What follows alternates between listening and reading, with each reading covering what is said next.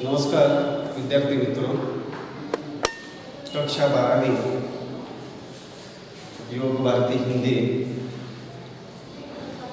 इस पाठ्यक्रम के अनुसार आज हम जो रचना देखने जा रहे हैं यह है विशेष अध्ययन हेतु रखी गई केवल एक ही रचना यहाँ अध्ययनार्थ रखी गई है जिसका नाम है कुनुप्रिया।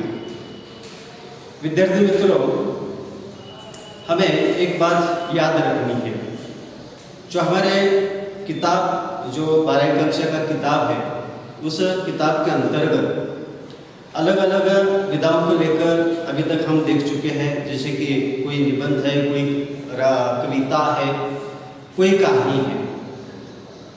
लेकिन हमारे ये जो कृति पत्रिका है उस कृति पत्रिका के अनुसार अगर थोड़ा सा अंकों के दृष्टि से देखेंगे तो विशेष अध्ययन हेतु रखी गई रचना जो है ये बहुत ही मौलिक है। अब देखिए कि इस साल विशेष अध्ययन हेतु रखी गई एक ही रचना धर्मवीर भारती की कुनुप्रिया ये रखी गई है और आपके कृति पत्रिका के अंतर्गत इस विभाग के ऊपर 10 अंक के लिए प्रश्न आते हैं, कृतियाँ आती हैं। इसीलिए ये बहुत ही मौलिक ऐसी ये रचना है और इस रचना को लेकर बहुत ही सूक्ष्मता से इसका हमें अध्ययन करना जरूरी है, क्योंकि अंकों की दृष्टि से बहुत महत्वपूर्ण है। बाकी अन्य रचनाओं के अनुसार या रचना की तरफ जिस तरह से देखते थे उससे पहली दृष्टि इस रचना की तरफ हमें रचना की तरफ होनी चाहिए और उस दृष्टि से इस रचना को हमें अवगत कराना है, क्योंकि ये 10 अंक के लिए है। तो विद्यार्थी मित्रों, हम इस विशेष अध्ययन हेतु रखी गई एक रचना ने एक कविता जिसका नाम है कुनुप्रिया, जिस रचना के रचयिता हैं, कवि हैं डॉक्टर धर्मवीर भारती। अब देखिए कि प्रस्तुत इस काव्य के कवि धर्मवीर भारती का अल्प सा परिचय, व्यक्तिगत परिचय देखेंगे। उसके बाद साहित्य जगत के बीच इनका क्या परिचय है, पहचान क्या है, और उन्होंने हिंदी साहित्य जगत को किस प्रकार का योगदान दिया इसके बारे में भी देखेंगे, क्योंकि इस रचना के हर एक हिस्से को हमें सूक्ष्मता से देखना है। क्योंकि इस रचना के ऊपर किसी भी हिस्से पर प्रश्न या कृतियाँ आपको परीक्षा में आ सकती है, इसीलिए विशेष रूप से हर एक हिस्से को लेकर सूक्ष्मता से हमें देखना है। उसके बाद धर्मवीर भारती के कृतियों के बारे में हम थोड़ा सा सोचेंगे और इसके बाद इस रचना जो है, ये जो काव्य है, इसका भी परिचय देखेंगे और उसके बाद रचना की तरफ आगे बढ़ेंगे। तो डॉक्टर धर्मवीर भारती जी का व्यक्तिगत अगर परिचय देखा जाए तो ये उत्तर प्रदेश के रहे हैं। इनका जन्म उत्तर प्रदेश में इलाहाबाद में हुआ, 1926 को हुआ। धर्मवीर भारती जी ने जो शिक्षा प्राप्त की है इसके संदर्भ में भी थोड़ा सा देखना जरूरी है। वे एमए हिंदी उन्होंने एमए हिंदी हो चुके हैं और एमए के बाद उन्होंने एक शोध प्रबंध लिखा आचार्य धीरेन्द्र वर्मा के निर्देशन में, वशिष्ठ साहित्य नामक शोध प्रबंध लिखा और इस शोध प्रबंध के बाद डॉक्टर धर्मवीर भारती डॉक्टर हुए। ये उपाधि उनको पीएचडी की उपाधि उनको प्राप्त हुई, इसलिए उनको डॉक्टर ऐसा कहा जाता है। इसके बाद ये जो इनका शोध प्रबंध है, ये हिंदी साहित्य जगत के बीच अनुसंधान के इतिहास में विशेष स्थान रखता है। यहाँ लेखक या कवि का यहाँ तक ये परिचय सीमित नहीं है, व्यक्तिगत सीमित नहीं है। तो कुछ समय तक धर्मवीर भारती अध्यापन का भी उन्होंने कार्य किया है और उनका झुकाव बाद में पत्रकारिता की तरफ झुका और उन्होंने मुंबई से प्रकाशित होने वाला टाइम्स ऑफ इंडिया पब्लिकेशन के प्रकाशन के रूप में और धर्मयुग का संपादन के रूप में उन्होंने कार्य कई समय तक किया। और धर्मवीर भारती जी की मृत्यु जो हुई 4 सितंबर 1997 को हुई। तो यह है धर्मवीर भारती का अल्पसा उनका व्यक्तिगत परिचय रहा है। अब हिंदी साहित्य जगत के बीच धर्मवीर भारती का क्या परिचय रहा है? यह आधुनिक काल के एक नई कविता के कवि के रूप में इनकी ख्याति है। आधुनिक काल के प्रयोगवादी कवि में ये जो है उच्च स्थान रखते हैं, मूर्धन्य स्थान रखते हैं। इसलिए आधुनिक काल के रचनाकारों में डॉक्टर धर्मवीर भारती का मूर्धन्य साहित्यकार के रूप में परिचय होता है। तो प्रयोगवादी कवि हो जाने के कारण इनका परिचय हिंदी साहित्य जगत के बीच रहा है। वे एक श्रेष्ठ कथाकार के रूप में भी प्रसिद्ध है, एक श्रेष्ठ समीक्षक के रूप में भी प्रसिद्ध है तथा एक निबंधकार के रूप में भी प्रसिद्ध है और एक नाटककार के रूप में भी प्रसिद्ध है।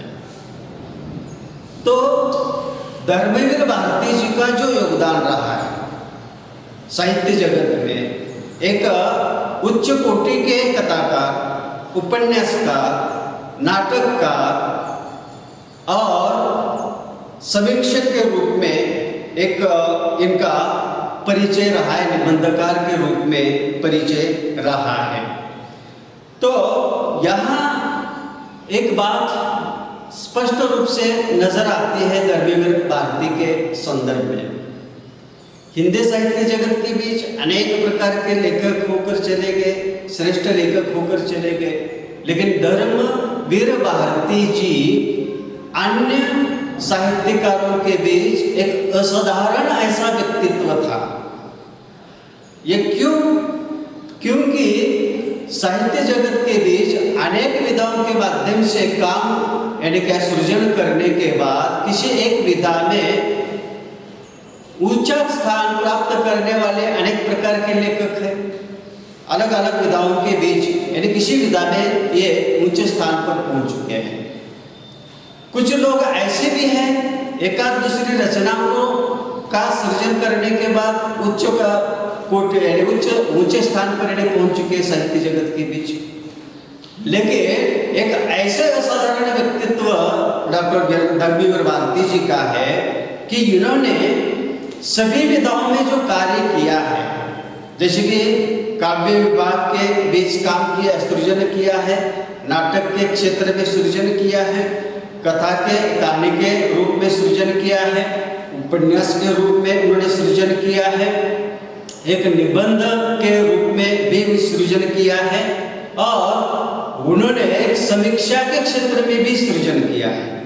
और जहाँ जहाँ उन्होंने अपना कार्य किया है वहाँ डॉक्टर धर्मवीर भारती जी ऊंचे स्थान पर गए हैं और उस रचना को ऊंचे स्थान पर पहुंचाया है, उन रचनाओं को ऊंचे स्थान पर पहुंचाया।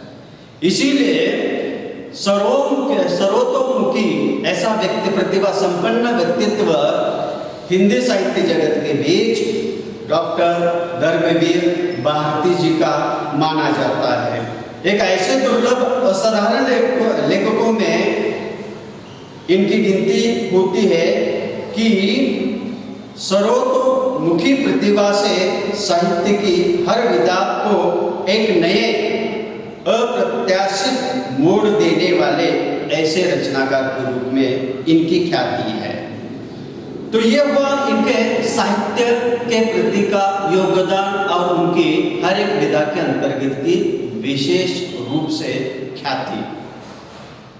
किसी एक विधा में उन्होंने अपने ख्याति प्राप्त नहीं की है, तो हर एक विधा में ख्याति प्राप्त की है।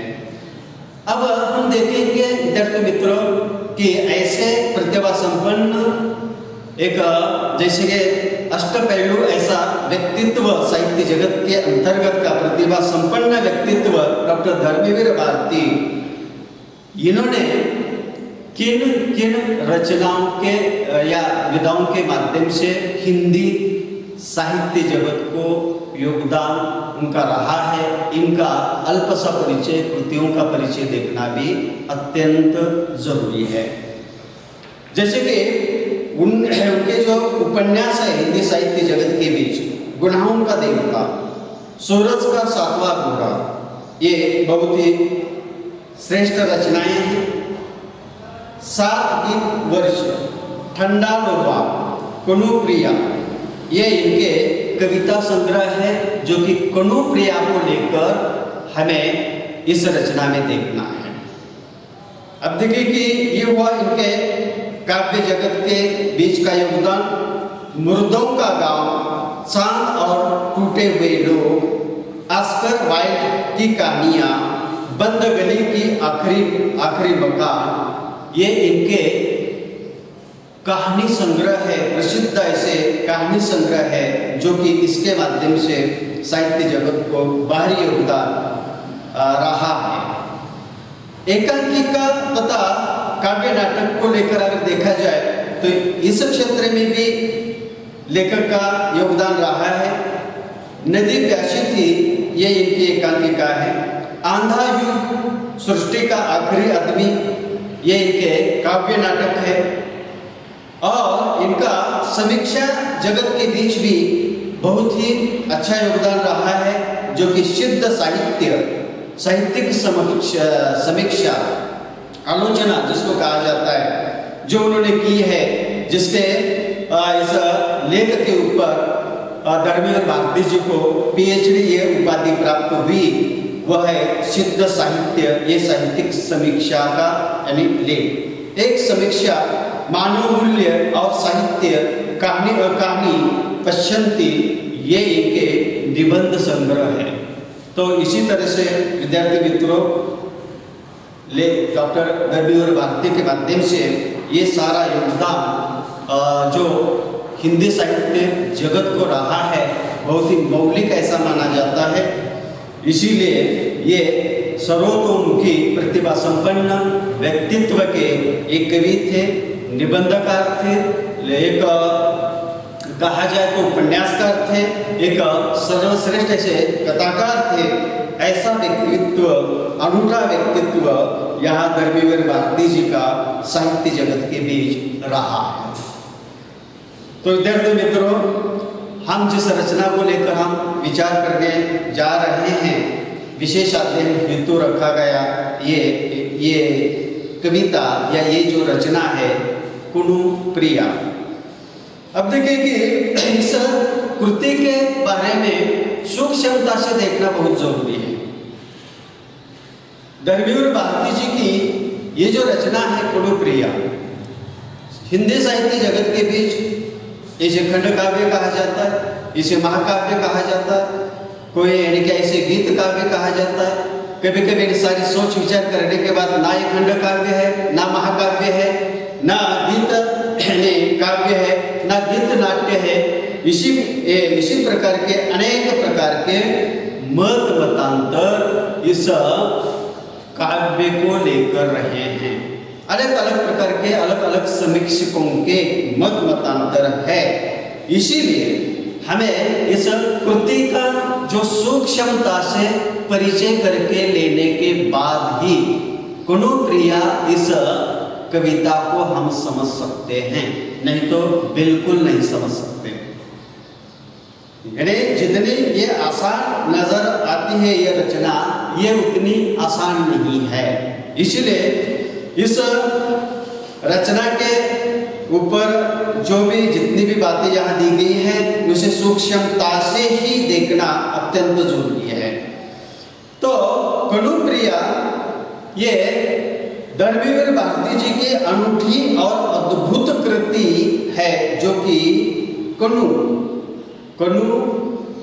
ये जो है इसका अर्थ ये है कन्हैया श्री कृष्ण, और प्रिया कनुप्रिया अर्थात राधा, ये इस रूप में इसे यानी लेना हमें जरूरी है।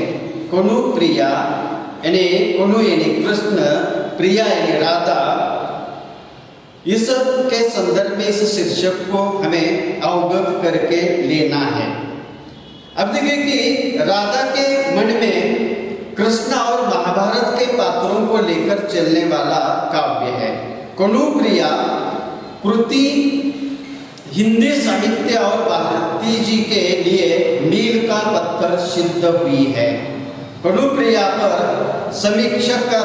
समीक्षात्मक पुस्तकें लिखी गई, परिचर्चाएं भी हुई, परंतु कनुप्रिया का काव्य प्रकार आज तक कोई भी समीक्षक निर्धारित नहीं कर पाया है कि यह महाकाव्य है या खंड काव्य है, उसे गीत काव्य कहे अथवा गीत नाट्य कहे।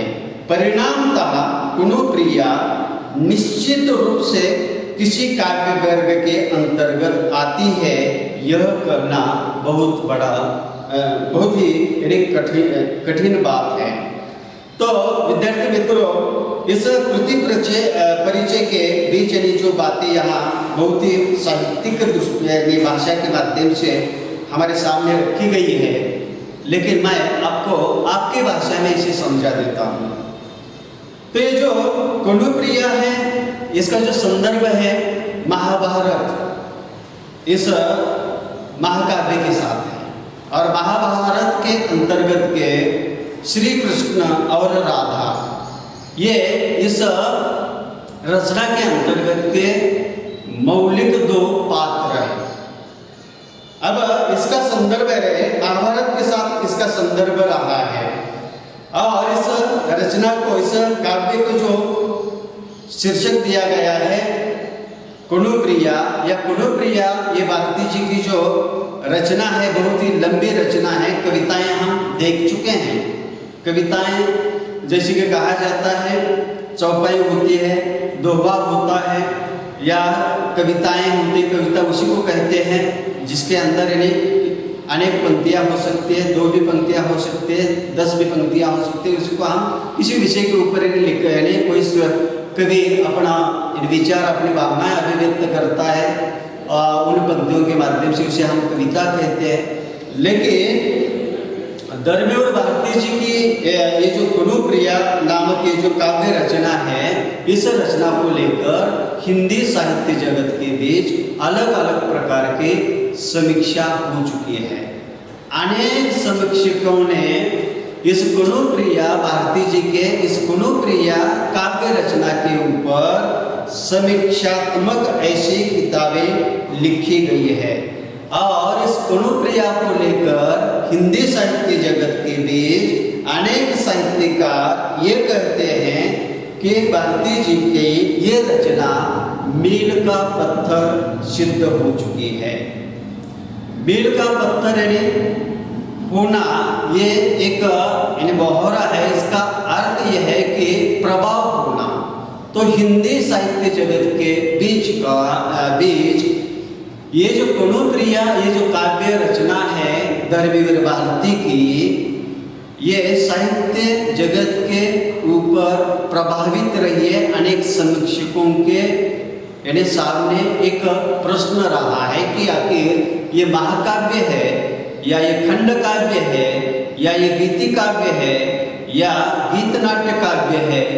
इसको लेकर अनेक प्रकार के मतांतर यहाँ इस समीक्षात्मक ऐसी किताबों के अंतर्गत आ चुके हैं और आज इस रचना को लेकर गुणप्रिया इस काव्य संग्रह को लेकर अनेक समीक्षकों ने चर्चा परिचर्चाएं की, लेकिन एक काव्य प्रकार भारती जी का ये जो गुणप्रिया नामक ये जो काव्य प्रकार है इस ये किसमें आता है ये अभी तक इन्हें निश्चित नहीं कर पाए हैं।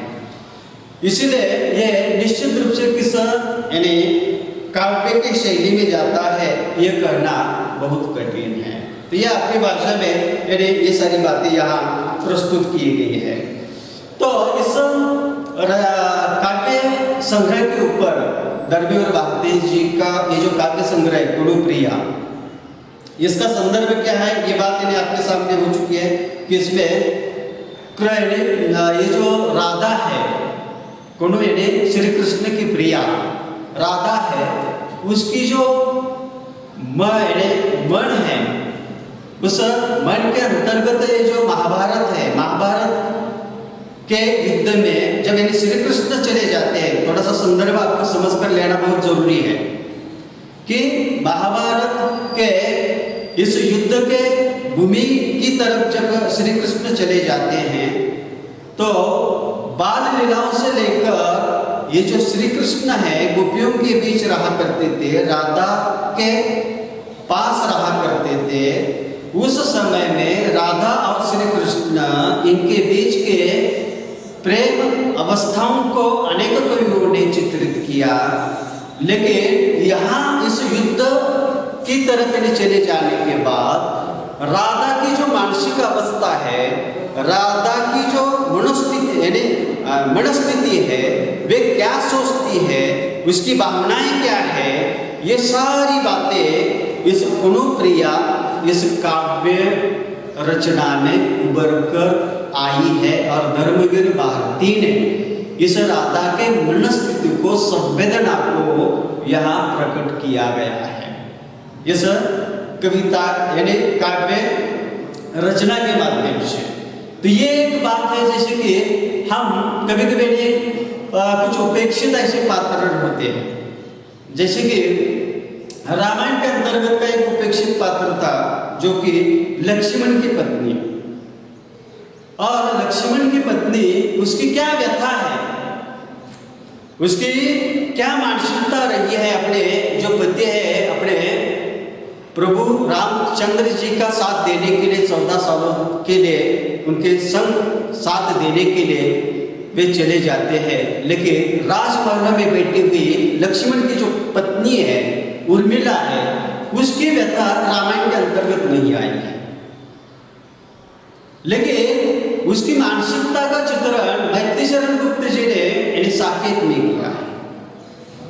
उसी के अनुसार थोड़ी सी बात समझ कर लेने की कोशिश कीजिएगा कि डॉक्टर धर्मेंद्र भारती ने राधा की व्यथा, राधा की मानसिकता, राधा की भावना इस श्री कृष्ण के प्रति, गुणों के प्रति क्या रही है जब वे युद्ध भूमि पर चले जाते हैं, तब यानी वह पूर्व यादें स्मरण को यानी स्मरण करती हुई राधा की मानसिक व्याकुलता क्या है, इसको यहाँ गुणप्रिया के बीच यानी चित्रित यहाँ धर्मेंद्र भारती जी ने किया है। तो ये एक बात यहाँ निश्चित रूप से सामने आ जाती है। साहित्य जगत के बीच अनेक प्रकार के इस काव्य को लेकर अलग अलग प्रकार की समीक्षा की गई है, लेकिन काव्य की कौन सी शैली है ये अभी तक साहित्य जगत के लोग निश्चित नहीं कर पाए हैं। ऐसी रचना गुणप्रिया है। तो उसके आगे और भी कुछ समीक्षा यहाँ इस रचना के ऊपर हो चुकी है। कुछ आलोचकों के अनुसार गुणप्रिया महाकाव्य नहीं है। वैसे तो गुणप्रिया में महाकाव्य के अनेक लक्षण विद्यमान हैं, किंतु उनका स्वरूप परिवर्तित है। इसमें नायक प्रधान न होकर नायिका प्रधान है। काव्य में सर्वबद्धता है, परंतु गुणप्रिया आधुनिक मूल्यों की नई कविता होने के कारण इसमें छंद निर्वाह का प्रश्न अप्रासंगिक है। प्रकृति चित्रण अवश्य है, परंतु वह स्वतंत्र विषय नहीं है, उपादान बनकर उपस्थित है। संक्षिप्त में कहना हो तो गुणप्रिया में महाकाव्य के संपूर्ण लक्षण अपने शास्त्रीय रूप में प्राप्त करेंगे। तो इस गुणप्रिया इस काव्य रचना के ऊपर, गर्मीवर भारती के इस काव्य रचना के ऊपर तो कुछ समीक्षक कहते थे ये जो है गुणप्रिया ये महाकाव्य नहीं हो सकता। इसमें महाकाव्य के लक्षण विद्यमान है, लेकिन उनका स्वरूप पूरी तरह से परिवर्तित है। इस अगर ये महाकाव्य नहीं हो सकता है, कुछ समीक्षकों का कहना है। दूसरी बात कौन सी है कि इस गुणप्रिया के बीच यहाँ नायक के रूप में यहाँ नायक प्रधान नहीं है, यहाँ नायिका प्रधान है। और इसकी जो सर्गबद्धता है यह आधुनिक मूल्यों की नई कविता हो जाने के कारण ये छंद निर्वाह के अप्रासंगिक यानी प्रश्न उपस्थित करते हैं। इसलिए ये निश्चित रूप से ये महाकाव्य नहीं है। उपादान ऐसे शब्द का शब्द प्रयोग हुआ है, उपादान का अर्थ हुआ है प्राप्त। तो यहाँ ये जो प्रकृति का चित्रण यहाँ जरूर हुआ है, लेकिन इस काव्य के बीच ही पूरी तरह से प्रकृति का चित्रण हुआ है, स्वतंत्र रूप से हुआ है, ये ऐसी बात नहीं है। तो एक प्राप्त उपादान के रूप में इन्हें इसका चित्रण हुआ है। तो इसके आगे जाकर और इस रचना को लेकर गुणप्रिया इस काव्य रचना को लेकर अलग अलग प्रकार के मतांतर है।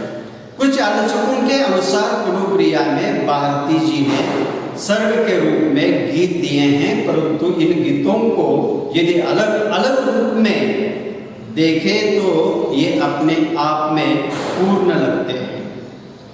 प्रकृति चित्रण भी उपादान के रूप में आता है। इसमें जीवन के किसी एक पक्ष का उद्घाटन नहीं होता है, अपितु राधा के मानसिक संघर्ष के प्रसंग व्यक्त हुए हैं। अतः गुणप्रिया को खंड काव्य की कोटि में भी नहीं रखा जा सकता। चलो ठीक है, ये क्या है, एक महाकाव्य की बात है। दूसरे आलोचकों का कुछ आलोचकों का कहना है कि ये खंड काव्य भी नहीं हो सकता है, कि अलग अलग विषयों के ऊपर यहाँ प्रस्तुतिकरण हुआ है, ऐसी भी कोई बात यहाँ नहीं है। यहाँ प्रकृति का चित्रण उपादान के रूप में आ चुका है और यहाँ राधा के मानसिक संघर्ष के प्रसंग व्यक्त हुए हैं और समय समय के अनुसार ये बदलते हुए व्यक्त हुए हैं। इसीलिए किसी भी इसमें कि जीवन के किसी भी एक पक्ष का उद्घाटन नहीं होता है, इसीलिए ये खंड काव्य नहीं हो सकता है। ये भी बात कुछ आलोचकों की रही है। कुछ आलोचकों के अनुसार गुणप्रिया में प्रगीत काव्य के अनेक गुण अवश्य प्राप्त होते हैं। प्रगीत का आवश्यक तत्व वैयक्तिक अनुभूति भी इसमें व्यक्त हुई है, अर्थात राधा के भावाकुल उद्गार आदि से अंत तक राधा अपने ही परिप्रेक्ष्य में कुनु के कार्य व्यापार को देखती है, लेकिन गुणप्रिया के गीतों में गेयात्मकता नहीं है, जिसे महादेवी वर्मा प्रगीत काव्य के अत्यावश्यक लक्षण के रूप में स्वीकार करती है।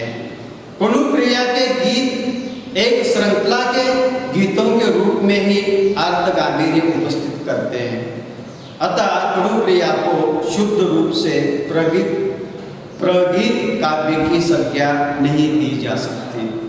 तो यहाँ और कुछ आलोचकों का कहना है कि गुणप्रिया में प्रगीत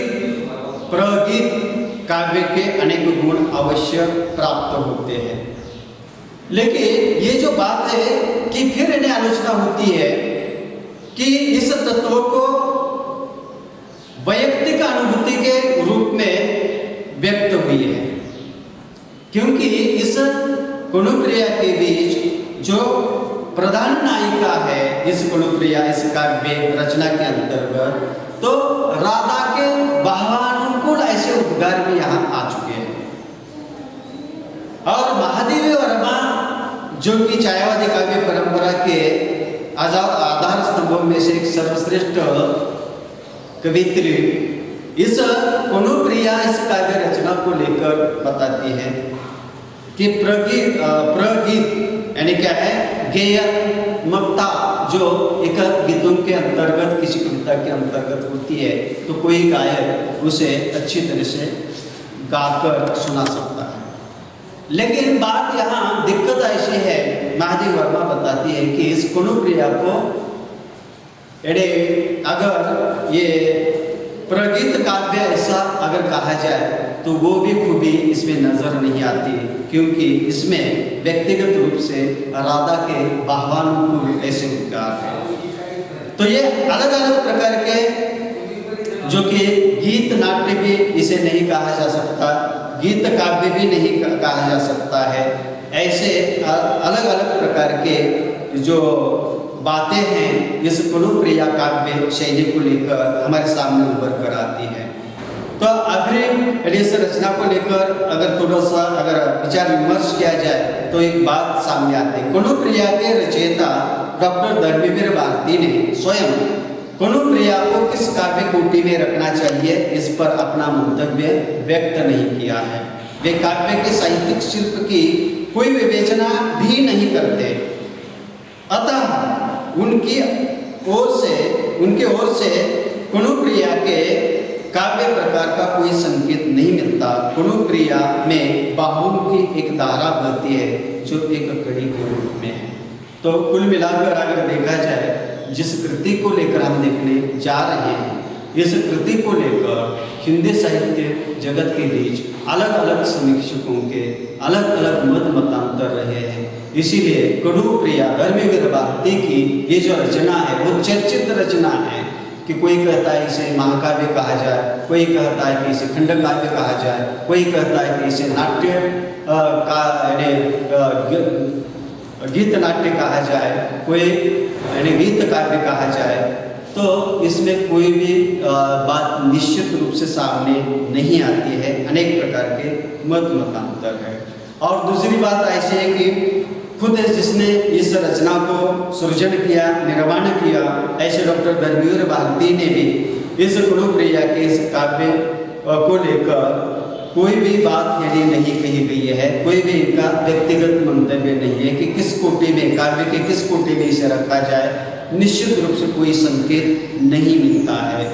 और इसके ऊपर यदि विवेचना अलग अलग प्रकार के विचार विमर्श हुए, लेकिन ये काव्य प्रकार यानी केवल ये संकेत करता है इसको कुनुप्रिया ये जो काव्य प्रकार है धर्मवीर भारती का, तो राधा के इस विचलित मन की भावनाओं को प्रकट करता है। राधा के मन में जैसी धाराएं बहती हैं, जैसे कि मीरा ये जो है श्री कृष्ण की परम भक्त थी, और मीरा के मन में जैसे भी परिस्थितियां बदलती हैं, वातावरणों में परिवर्तन होता है, उसी के अनुसार अपने प्रिय के प्रति अलग अलग प्रकार की भावनाएं जाग उठती थी। और यही बातें संत मीराबाई पदम के माध्यम से गाती थी, और संत मीराबाई के श्री कृष्ण के प्रति के अलग अलग प्रकार के पद जो है ये बहुत ही हिंदी साहित्य जगत में चर्चित है और सभी लोग यानी क्या है जानते हैं। लेकिन संत मीराबाई के जो पद है इसमें गेयात्मकता है, जो कि अलग अलग ऐसे गीत गायकों ने इनके पदों को बहुत ही खूबी के साथ गाया है, और आज सामान्य लोग भी इसे गुनगुनाते हैं। ऐसी खूबी इस कुनुप्रिया के इस काव्य की नहीं है। तो ये एक बढ़ती हुई बदलती हुई धारा है, उसके मन में जो विचार आते हैं, जो कि स्मरण होता है, श्री कृष्ण के साथ साथ जब यानी क्या है नदियों के किनारे किसी आम के पेड़ के नीचे या किसी यानी वृक्ष के नीचे हम कैसे बैठे थे, क्या हुए, किस तरह से हुआ और आज क्या हो गया है, युद्ध भूमि पर श्री कृष्ण जब चले गए, तो ये सारा सब स्मरण है और स्मरण के कारण हुए उत्पन्न हुई भावनाओं को यहाँ अभिव्यक्त हो चुका है और इसकी एक कड़ी यानी कुणुप्रिया ये काव्य शैली है। तो विद्यार्थी मित्रों, यहाँ तक यानी हम इस कृति के परिचय को देख चुके हैं और भाग यानी इस रचना के पहले भाग में यहाँ तक ही देखेंगे और इस रचना को लेकर जब हम आगे देखेंगे तो इस रचना की कृति की भी एक पृष्ठभूमि है और उस पृष्ठभूमि के ऊपर भी हमें विचार विमर्श करके इस अध्ययनार्थ की गई काव्य पंक्तियों को लेकर भाग दूसरे में हम देखेंगे। धन्यवाद।